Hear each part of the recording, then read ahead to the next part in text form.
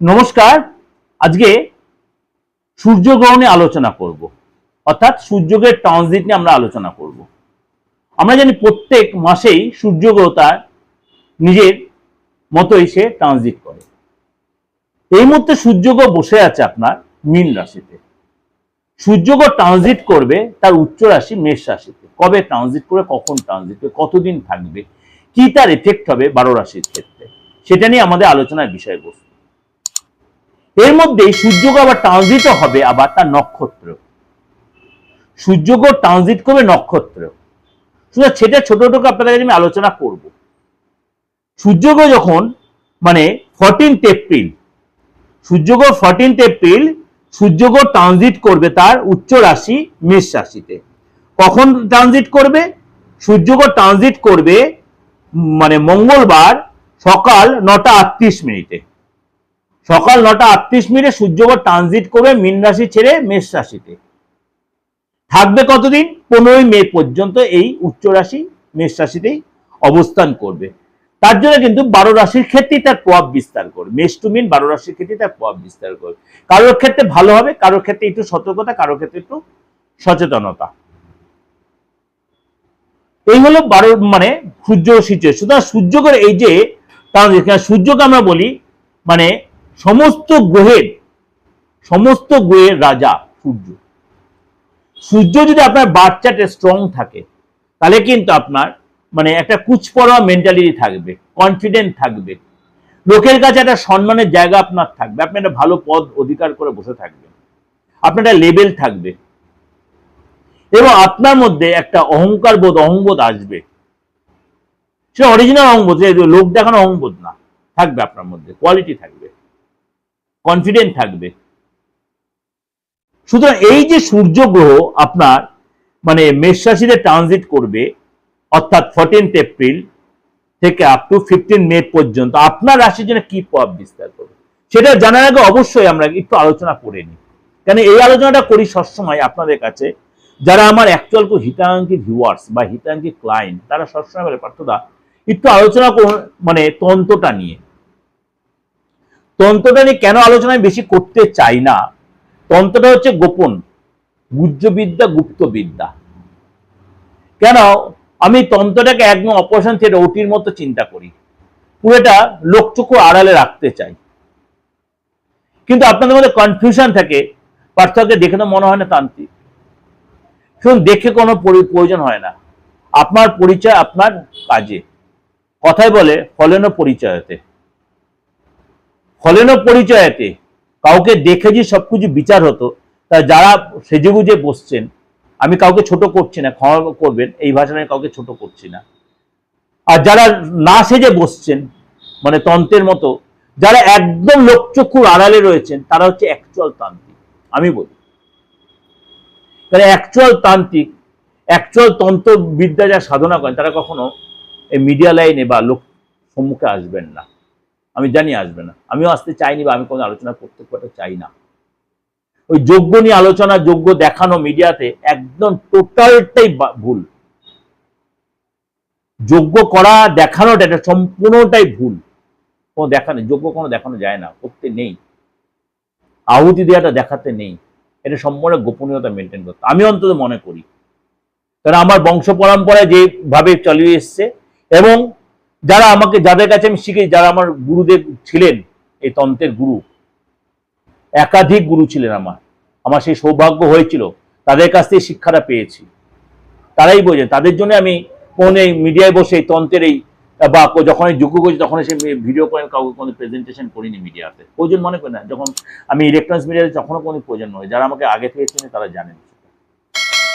কিন্তু এখন আলোচনা করি কেন, আপনাদের মধ্যে কনফিউশনটা সেটা কাটানোর জন্য, যে তন্ত্রটা আমার রক্তে, বংশ পরম্পরায়, এবং আমি সেই সৌভাগ্য হচ্ছে সেই তান্ত্রিক, সেই গুরুর কাছে আমার তন্ত্রের শিক্ষাটা পাওয়ার জন্য। তাহলে একে হয়নি, আবার আমি ডবল পেয়েছি। সুতরাং এই যে তন্ত্রের পাওয়ারটা দেখানোর জন্য আমাকে সেই যুগে বসার কোনো প্রয়োজন নেই। আমার কর্মই বলে দেবে আমি কি কাজ করে দিয়েছি এই বিগত 29-30 বছর ধরে, বা আগামী দিনগুলো আমি লোকের জন্য সেই সেবার জন্য নিয়োজিত হয়ে আছি। চলুন তাহলে এবার আলোচনা করি যে আপনার এই সূর্যের ট্রানজিট আপনার জন্য কি প্রভাব বিস্তার করছে। মেষ রাশি, মেষ রাশির জন্য আপনার কিন্তু আপনার রাশিতেই কিন্তু সূর্যদেব প্রবেশ করেছে, অর্থাৎ আপনার রাশির উচ্চ স্থানে, আপনার রাশির উচ্চ স্থানে রাজ্যকারী গ্রহ, রাজ্যকারী সিচুয়েশন আগামী একটা মাস আপনার জন্য কি প্রকার, কারণ আদার্স গ্রহগুলো ট্রানজিট হয়েছে, শুক্র আপনার রাশিতে রয়েছে, শুক্রাদিত্য যোগ তৈরি হচ্ছে, শুক্র 19 তারিখে যাবে আপনার সেকেন্ড হাউসে, শনি রয়েছে আপনার দ্বাদশ হাউসে, বুধ রয়েছে আপনার দ্বাদশে, তাও ট্রানজিট হবে। অর্থাৎ আগামী এক মাস কিরকম প্রভাব বিস্তার করবে, এটা ভালো মন্দ, এটা হচ্ছে সূর্যের কিছুটা ভালোটাই আপনাকে বলবো। এই যে শনির সিচুয়েশনটা, নক্ষত্র চেঞ্জ, অস্ত থেকে উদয়, সেগুলো যে নেগেটিভ অনেকটাই কেটে যাবে, অনেকটাই। আমি বারবার বলি, যখন কোনো গ্রহ পজিটিভ ভাইব্রেশন, নেগেটিভ ভাইব্রেশন অনেকটাই সেখানে ক্লিয়ার হয়ে যায়। তাহলে আপনার জন্য কি দিচ্ছে চলুন একটু আলোচনা করুন। মেষ রাশির জন্য সূর্যের এই ট্রানজিট আপনার জন্য কিন্তু বিশেষ করে আপনার শিক্ষা ক্ষেত্রে ডেভেলপ করবে। আপনি মনে করুন কোনো কম্পিটিটিভ এক্সাম দিচ্ছেন, চাকরির জন্য হোক বা পড়াশোনার হায়ার স্টাডির জন্য, আপনি কিন্তু সাকসেস পাবেন।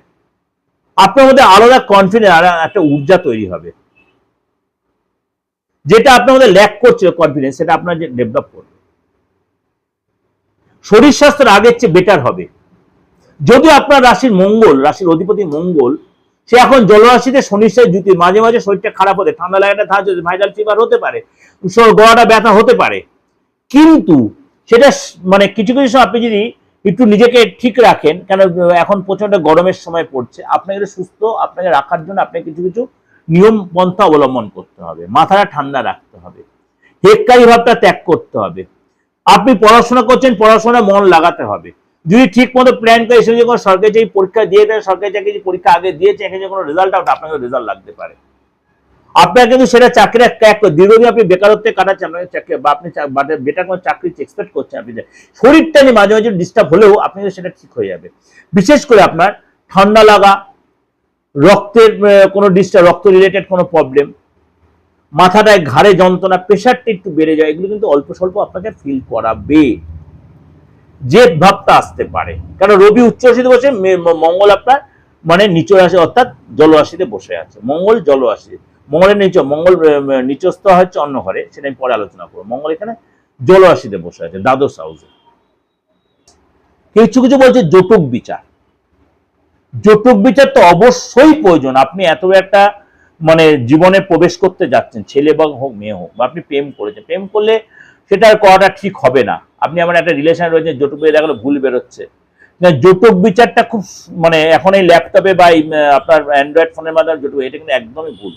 ওইভাবে জটক বিচার, ওইভাবে জটক বিচার করতে অনেকের দেখালো 36 মিলে গেছে, তারপরে সংসার ভেঙে গেছে। আমি নিজে দেখেছি, সে নিজে এসে বলেছে, তার বিচার করে দেখে 36, তারপরে সংসার ভেঙে ডিভোর্স হয়ে গেছে। হয় না, জটক এটা সস্তা নয়, কুট বিচার একটা সস্তা নয়, টাইম দিতে হয়। সুতরাং আপনাদের বলি, যার কাছেই যান, বিয়ের আগে জটক বিচারের সাথে সাথে অবশ্যই ব্লাড টেস্টটাও করবেন। আপনার ব্লাড টেস্ট কি বা আপনার পার্টনার ব্লাড টেস্টটা কি, ব্লাড গ্রুপটা কি, এবং ব্লাডে আরো কিছু ব্যাপার আছে, সেটা অবশ্যই টেস্ট করবেন। সেগুলোর কারণে অনেক সন্তান হতে ফ্যাক্টর হয়, বা আপনার কোনো কনিক রোগ নিয়ে আপনি ভুগছেন কিনা সেটা অবশ্যই জানাবেন। কেন এটা সায়েন্সের মতো, আমি শুধু আমার দিকটা দেখলে হবে না, এই ডাক্তারি যাওয়াটা আপনার সাথে আলোচনা করলাম, এটা প্রয়োজন পরবর্তী প্রজন্মের জন্য, অবশ্যই প্রয়োজন। দ্বিতীয় কথা, আপনি যে ফ্যামিলিতে বিয়ে করছেন, শুধু ছেলেটাকে বা মেয়েটাকে দেখলাম, সে ফ্যামিলি কালচারটা দেখুন, তার মুখোশ পরে নেই তো। আপনার বাচ্চারে সেটা প্রকাশ পাবে, আপনার হাতে সেটা প্রকাশ পাবে। আপনি যার সাথে রিলেশনে সারাটা জীবন যার সাথে কাটাতে যাচ্ছেন, সে কতটা আপনাকে ভালোবাসে, সে মুখোশ পরে আপনাকে ভালোবাসে না আপনার অন্য কিছু ভালোবাসে, সম্পত্তি না আদার্স কিছু, এটা দেখুন। এমন লোক দেখেছি খুব গরিব কিন্তু মন খুব ভালো, সারাটা জীবন সংসারে সুন্দরভাবে কাটতে টেনে দিয়েছে। আবার এমন অনেক রিচম্যান দেখেছি, বিয়ের দুদিনের মধ্যে সংসার ভেঙে যাওয়ার ব্যাপার আছে, তার অনেক চিন্তা ভাবনা, তার অনেক কিছুর মধ্যে আকৃষ্ট জড়িত। এইগুলো কিন্তু যাচাই করবেন। সেগুলো কি আপনি না পারেন, কোনো ভালো কারোর কাছে যান, যে ভালো বিচার করতে জানে, হাতটা দেখে ফেসটা রিড করে ছকটা বিচার করে, এগুলো আলবাত করা যায়, করে তারপরে আপনি তাহলে এত ডিভোর্স, এত অশান্তি, এত মানে অত্যাচার চলে, সে ছেলে হোক মেয়ে হোক, অত্যাচার হবে না।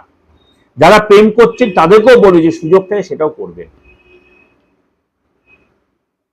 ডেট অফ বার্থ নিয়ে তো কি হয়েছে, আপনি অন্য ধর্মাবলম্বী তো তাতে কি হয়েছে, মানুষ তো, বিচার করার রাইট সবার আছে। যে ভালো বিচার জানে সে সব রকম ভাবে বিচার করতে হবে, তার কাছে কোনো ওই ধর্মের ব্যাপার আসে না। আমার কাছে তো আসেই না, আমি এগুলো মানি না। আমি মনে করি আপনি মানুষ আমি মানুষ, এটাই আমাদের পরিচয়। আপনি মানুষ আমি মানুষ, এটাই আমাদের পরিচয়। আমি এটা মেনে মনে করি যারা আমার কাছে পুরোনো আমার রিলেশনে বা আমার সাথে জড়িত আছেন তারা প্রত্যেকে আমি সবার সাথে কিভাবে মেলামেশা করি। শুধু আপনাকেও বলছি যার কাছে যান এই জিনিসগুলো মেনটেন করবেন। আর মাঙ্গলিক নিয়ে কিছু কথা বলছেন আপনারা, মাঙ্গলিক ব্যাপারটা এত ভয় পাওয়ার কিছু নেই, কালসর্প দোষটা ভয় পাওয়ার কিছু নেই, শনি মঙ্গল যে বীজ দোষ সেটা একটা ব্যাপার আছে, এবং 27টা নক্ষত্র এমন কিছু নক্ষত্র আছে যেটা বিভাইডেবিলিটি ফ্যাক্টর হয়। বিভাইডেবিলিটি ফ্যাক্টর কিছু কিছু নক্ষত্র আছে তেমনি, তার মধ্যে একটা নক্ষত্র বিশাখা নক্ষত্র, ডিস্টার্ব একটু দেয় বিশাখা নক্ষত্র। ধনিষ্ঠা নক্ষত্র, ঠিক আছে, রেবতী নক্ষত্র, এগুলো ডিস্টার্ব দেয়। উত্তর ভাদ্রপদ নক্ষত্র, এগুলো ডিস্টার্ব দেয়। তাহলে সবই দেবে না, এদের কিছু কিছু মানুষের ক্ষেত্রে আমি অনেক ক্ষেত্রে দেখছি ডিস্টার্ব দেয়। সুতরাং এইগুলো একটু দেখে নেবেন, আপনার নক্ষত্র বা আপনার পার্টনার নক্ষত্রটা কি, বা কূট বিচারের যে দরকারটা আছে, সেখানে কূট বিচারটা বিশাল ভাইটাল ব্যাপার জটক বিচারের ক্ষেত্রে। মাঙ্গলিকের ক্ষেত্রে কুড়িবাহনের মাঙ্গলিক, পুরুষ মানুষের মাঙ্গলিক হলে বেরোজগারি দোষ তৈরি হয়, আর মহিলা মানুষের মাঙ্গলিক সে রোজগার করবে কিন্তু সাংসারিক সুখটা কম হয়, সে একগুয়ে কিনা, অ্যাডামেন্ট কিনা, তার বৈধব্য আছে কিনা, এগুলো একটু কাটিয়ে নিলে কিন্তু করে নেওয়া যায়, রেক্টিমেন্ট করলেই করা যায়। সেই মেয়েটাকে বিয়ে হবে না, সেই ছেলেটাকে বিয়ে হবে না, অলবাত হবে যদি আপনি মানেন। এমনকি শনি মঙ্গল বীজ দোষ হয়ে বসে আছে, বৃহস্পতি কেতু এমন কম্বিনেশনে বসে আছে, শুক্র মঙ্গল কম্বাইন্ড হয়ে বসে আছে, শুক্র মঙ্গল কম্বাইন্ড হয়ে বসে আছে। যারা জানে শুক্র মঙ্গল কম্বাইন্ডটা কতখানি মানে রিলেশনে যেটা কতটা ফ্যাক্টর, সন্দেহ যা তৈরি আসে, অন্য রিলেশন চলে আসে, এক্সট্রা রিলেশন চলে, এক্সট্রা ম্যাটার রিলেশন চলে আসে শুক্র মঙ্গল কম্বিনেশন। খারাপ ভাবে নেবেন না, ইচ্ছা না হলেও হয়ে যায়, আপনার বা আপনার পার্টনারের হয়ে যেতে পারে।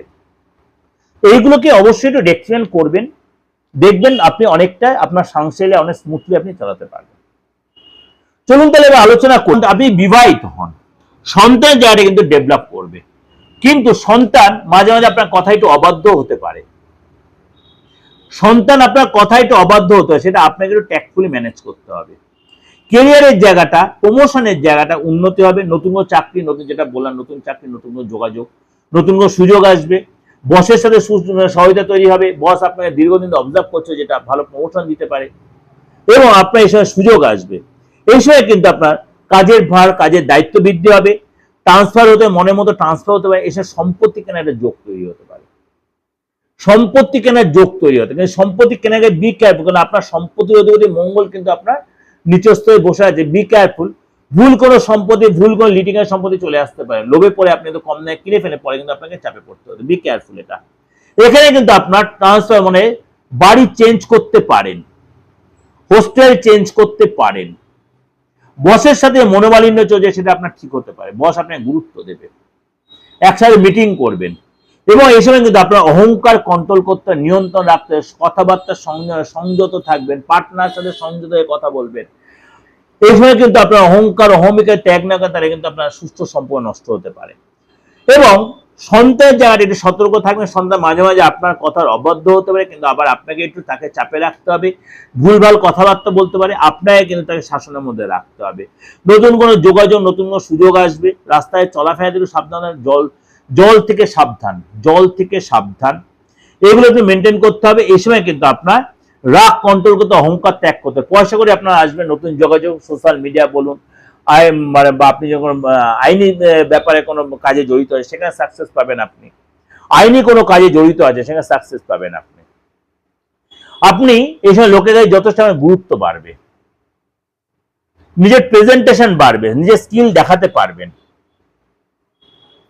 ব্যবসা ডেভেলপ করবে। খালি শরীরটা নিয়ে একটু মাঝে ঠান্ডা লাগার ধাস থাকতে পারে, গলা ব্যথা, সর্দি, মাথা যন্ত্রণা, প্রেশারটা বেড়ে যাওয়া, এগুলো আপনার হতে পারে। খাওয়া দাওয়া একটু কন্ট্রোল করবেন, কথাবার্তার সংযত থাকবে, দেখবেন আপনি কিন্তু মানে আর রাস্তায় চলাফেরা সংযত থাকবেন, দেখবেন ওভারঅল কিন্তু আপনি যথেষ্ট ভালোভাবে আগামী একটা টানিয়ে নিতে পারবেন।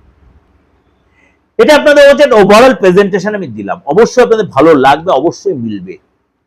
যদি দেখছেন আপনার কখনো কোনো প্রবলেম আপনি ফেস করছেন, নির্দ্বিধায় কোনো কারোর কাছে যান, হাতটা দেখান যে আপনার বাচ্চারা যে হাতে কোনো ফ্যাক্টর হচ্ছে কিনা।